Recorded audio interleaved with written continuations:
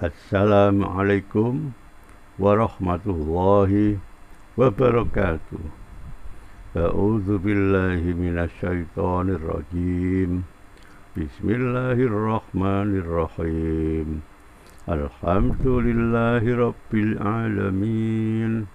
Assalatu wassalamu ala asrafil anbiya'i wal mursalin Sayyidina wa maulana Muhammadin sallallahu alaihi wasallam wa ala alihi wa sahbihi ajma'in. Amma ba'du. Qala Allah ta'ala fi kitabil karim. A'udzu billahi minasyaitonir rajim. Bismillahirrahmanirrahim. واذكر ربك إذا نسيت وقل عسى أن يهديني ربي لأقرب من هذا رشدا.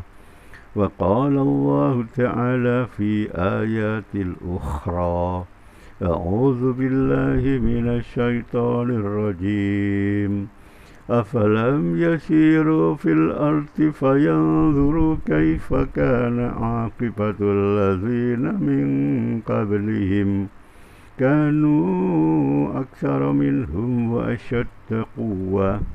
وأشد قوة وآثارا في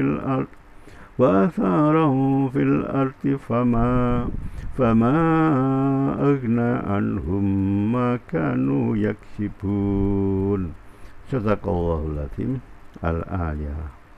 Para pirsawan sekalian, selamat berjumpa lagi dalam channel Teko Megalodon. Kali ini sampailah kita pada episode yang ke-12, jilid yang ketiga. Pada episode yang lalu sudah saya sampaikan bahwa suhuf Nabi Idris alaihissalam yang telah disimpan oleh bangsa Atlantis pada monumen-monumen tinggalannya telah berhasil dibongkar oleh anak cucu Nabi Adam alaihissalam, dan ada yang berhasil membacanya dan memahami isinya, lalu mengabarkan kepada yang lainnya. Lalu jadilah hal ini sebagai cerita-cerita lesan yang diturunkan dari generasi ke generasi, karena peradaban baca tulis pada waktu itu belum membudaya. Sampai suatu ketika suhuf ini dicatat dalam kitab keagamaan Yahudi kuno, dan mereka mengenal dan menyebutnya sebagai kitab Henoch. Sama halnya dengan arsip-arsip dokumen-dokumen yang lain, seperti misalnya cerita tentang Ramayana, Mahabharata, dan Bharatayuddha. Setelah berhasil dibaca dan difahami isi ceritanya, lalu diceritakan kepada yang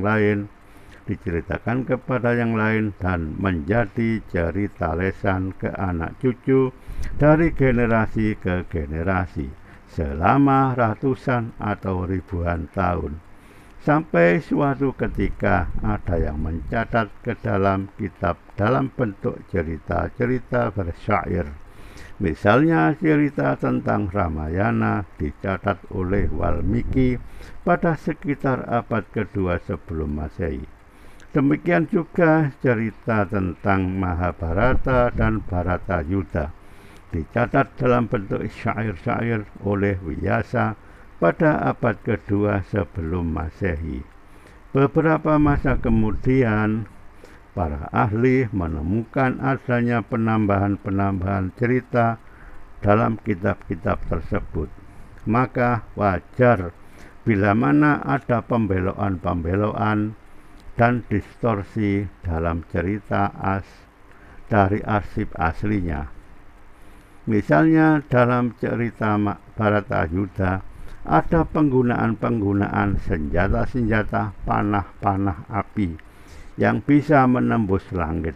itu adalah pembelokan-pembelokan dari cerita-cerita aslinya pada arsip-arsip dokumen-dokumen, bahwa aslinya adalah penggunaan persenjataan rudal-rudal canggih dalam peperangan antara kerajaan Atlantis melawan kerajaan Mu. Demikian juga pembelokan-pembelokan berita atau cerita-cerita tentang asal-usul bangsa Atlantis yang terdapat dalam kitab Henokh. Pembelokan-pembelokan cerita-cerita atau distorsi terjadi karena beberapa hal, antara lain karena kurang mengerti atau kurang paham, atau perbedaan tingkat ilmu pengetahuan dan teknologi, atau perbedaan peradaban, dan lain-lain. Antara lain karena alasan-alasan itulah kitab Henokh dikeluarkan dari kanon Alkitab pada konsili Laodikia pada tahun 363 Masehi, khususnya karena adanya konsep malaikat yang jatuh atau fallen angel, malaikat pengawas atau watchers, atau malaikat penjaga atau guardian angel, yang dimuat dalam kitab 1 Henokh pasal 6. Malaikat-malaikat ini berjumlah 200, turun ke bumi, lalu mengawini perempuan-perempuan bumi, lalu melahirkan ras hibrida yang selanjutnya berubah menjadi raksasa. Pihak gereja menganggap ayat ini bertentangan dengan Alkitab, karena malaikat adalah makhluk yang suci, tidak mungkin melakukan perbuatan yang tidak senonoh. Semenjak dimasukkan ke dalam kitab keagamaan Yahudi kuno pada abad ketiga sebelum Masehi dan ditambahkan lagi bagian yang lain pada abad ke-1 sebelum Masehi, maka kitab Henokh ini merupakan bagian dari Alkitab sampai dikeluarkan dari kanon Alkitab pada abad ke-4 Masehi. Semenjak itu nasib kitab Henokh adalah terpinggirkan dan hampir dilupakan atau terlupakan dari catatan dunia, sampai suatu ketika ada seorang penjelajah bangsa Skotlandia yang bernama James Bruce pada tahun 1773 menemukan naskah kitab Henokh di dalam biara di Ethiopia berbahasa GS. Lalu kitab ini jadi terkenal karena dibawa dan disebarkan ke Eropa. Kemudian pada tahun 1886 ditemukan fragmen-fragmen kitab Henokh berbahasa Yunani di pemakaman Nasrani di Ahmim, Mesir. Kemudian fragmen-fragmen kitab Henokh semakin bertambah banyak setelah diketemukan gulungan-gulungan fragmen-fragmen kitab Henokh di Gua Qumron di dekat Laut Mati pada tahun 1947. Adapun bagian-bagian dari kitab Henokh yang berhubungan dengan asal-usul bangsa Atlantis adalah yang terdapat pada kitab 1 Henokh pasal 6, yaitu yang menyangkut sebutan-sebutan watchers, guardian angel, atau fallen angel. Untuk menjaga kesucian kitab Henokh atau suhuf-suhuf Nabi Idris alaihissalam, maka istilah-istilah watchers atau malaikat pengawas, guardian angel atau malaikat penjaga, fallen angel atau malaikat jatuh, maka istilah malaikat dalam kitab Henokh di sini saya ganti atau saya fahami sebagai astronot atau manusia dari angkasa luar. Pendapat saya ini juga diilhami oleh cerita bumi versi Samjis. Pada bagian lain dalam kitab ini disebutkan bahwa astronot berjumlah 200 orang turun ke bumi pada masa 450.000 tahun yang lalu. lalu mengawini perempuan-perempuan bumi, lalu melahirkan ras hibrida yang selanjutnya berubah menjadi raksasa. Sekian dulu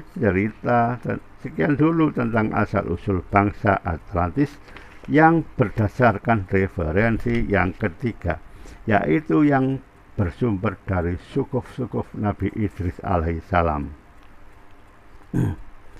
Yang intinya adalah bahwa asal-usul bangsa Atlantis adalah berasal dari perkawinan antara astronot atau manusia dari angkasa luar dengan perempuan asli bumi yang turun ke bumi pada masa silam yang melahirkan ras hibrida yang selanjutnya berubah menjadi raksasa.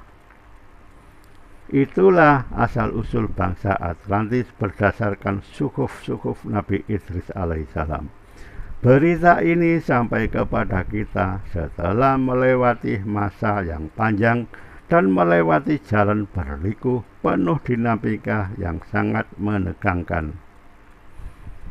Insya Allah pada episode selanjutnya saya akan menyampaikan tentang asal-usul bangsa Atlantis berdasarkan referensi yang keempat yang bersumber dari tablet tanah liat bangsa Sumeria kuno.